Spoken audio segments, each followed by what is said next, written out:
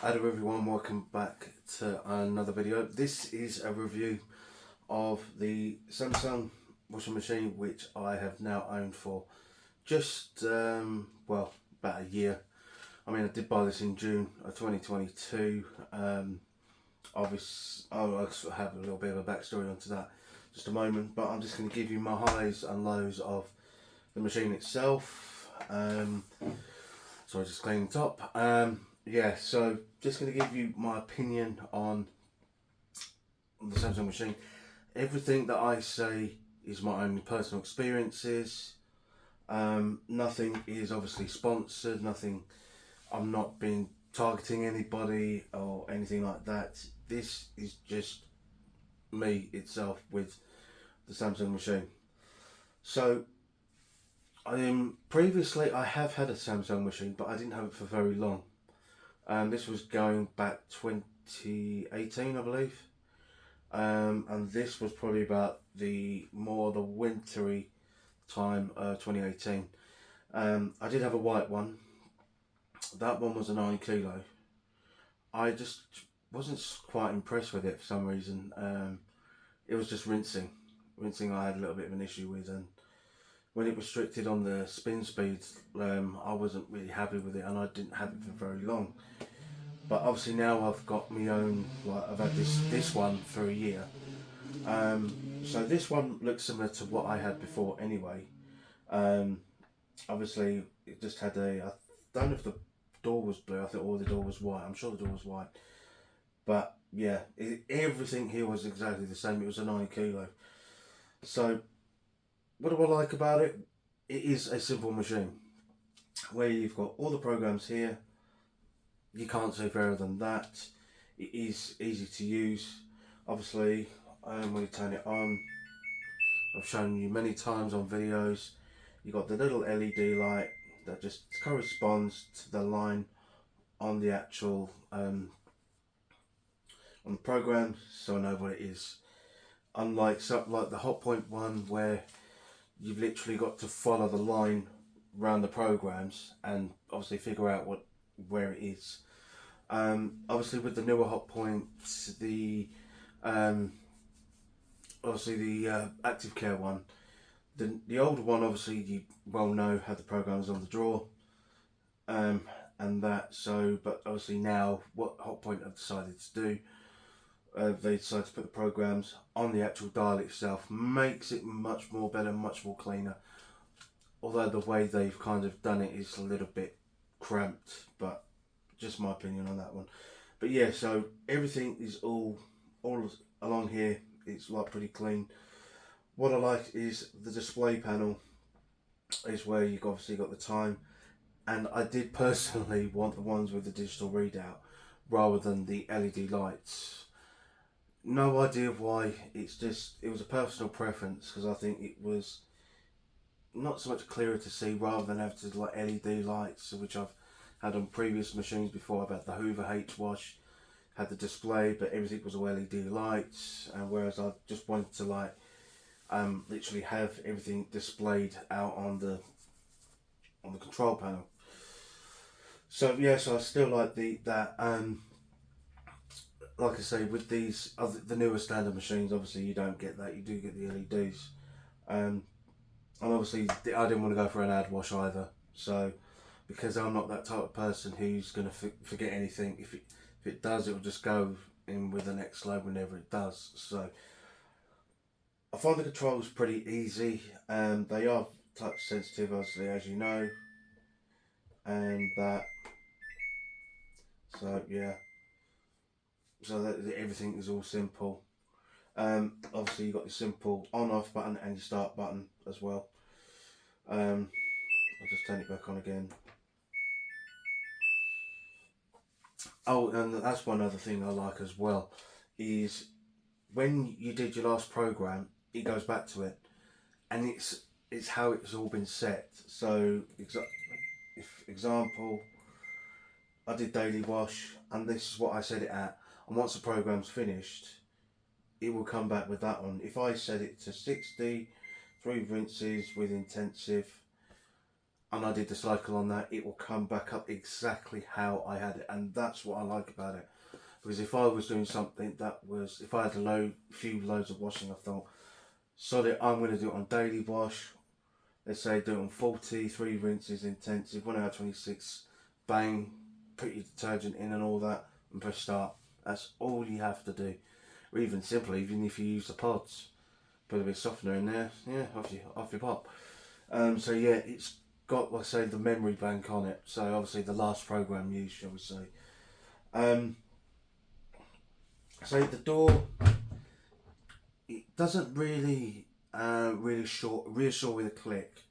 You can, obviously, it's easy to open, as I've like demonstrating. So let me just close it. So it's like I say, easy to open, but when you close it and you push it, you literally have to force it because you can't do this. You hear a click, but it's not a reassuring click. And sometimes the machine thinks it's not open. Obviously, it's still open, and sometimes you just have to nudge it, like push it a little bit like that. Yeah, so that's the only thing. But obviously, the newer ones do have literally just examples. So let's say this, and it just pulls out like that, kind of, in a way. Even though I did use the thing behind it. Yes, you just literally pull it out rather than use a spring catch. This is a 2019 model, so it is, the model itself is 4 years old. The machine, I think, is about 2 years old, I think also, because this was sat in storage when I got it. So I've had this a year, so 2 years, and then because it was a couple who not long split up, and like I say, yeah, been sat in storage, and obviously that's how I come to getting it. So yeah, and obviously that's why I wanted to have the Samsung. Yes, okay, I don't have Wi-Fi. I haven't got any remote control access from a phone. It's not Wi-Fi enabled or anything like that. Again, obviously, Samsung did do the Wi-Fi models with the interestingly the WW9000. I don't know the exact model, but you'll see one with a big colour screen on the front, and it literally had an on-off button, and the whole screen literally you had to operate it from. And funny enough, interestingly, a little bit of a fact, that was the first auto dosing machine from Samsung, because obviously the auto dosing is usually done by a drawer, but obviously this one was done when you start opening the door. You used to have a thing down here, you used to store everything in there and used to dispense it. No, but you didn't know that. Anyway, back to my review. So I do, like I say, the most common programs I have used is Daily Wash, Cotton, Eco Cotton, okay, rinse and spin at times. Bedding, not so much, because the temperature doesn't go up to what I want to use. Super Eco Wash uses cold water. I don't wash in cold water. I rinse in cold water. I don't wash in cold water. Personal preference. The 15-minute quick wash, I don't quite get, but I do get in a way. I can understand why it's on cold, because when you have 15 minutes like to wash, rinse and spin, it's not going to get up to 30 degrees in 4 minutes, because it's just not feasible. That's why this is done in cold water. If I did want a quick wash, a 30-degree wash, that is an acceptable time, 30 minutes. I mean, I could, if I wanted to, like, reduce the time a bit by 3 minutes to 27. The only thing I find about the 15-minute wash on here is the 800 spin is literally poor, absolutely poor. It'll go up to 800 and then come back down again. When you put it on 1200, it does extend the time by 2 minutes. Sometimes 3 on some of the other temperatures that I put it on. But still, it does a longer 800 spin usually. It's very rare that it will get up to 1200. And if it does get up to 1200, it's kind of, if you have an empty drum, it will do 1200. I haven't tried it with a full load yet because the full maximum you could put in for 15 is 2 kilo, which is about half the size. Daily wash is kind of like the best one to use if you like just want to get lightly soiled stuff done quickly. Say the best thing goes up to 60. Obviously you can go up to 5 rinses if you are the one who like suffers with sensitive skin, so you can use that. I mean, I know you've got baby care, but obviously you got like 99 minutes in doing it, so now 39. I mean, like I say, if you do want to actually put intensive on there, also, I mean, you could go over 2 hours for a daily wash despite it being literally just over an hour anyway. So so we're going on to things that I'm not really keen about. Okay, I've sacrificed the drum space compared to my Hoover H-Wash 500 I had previously.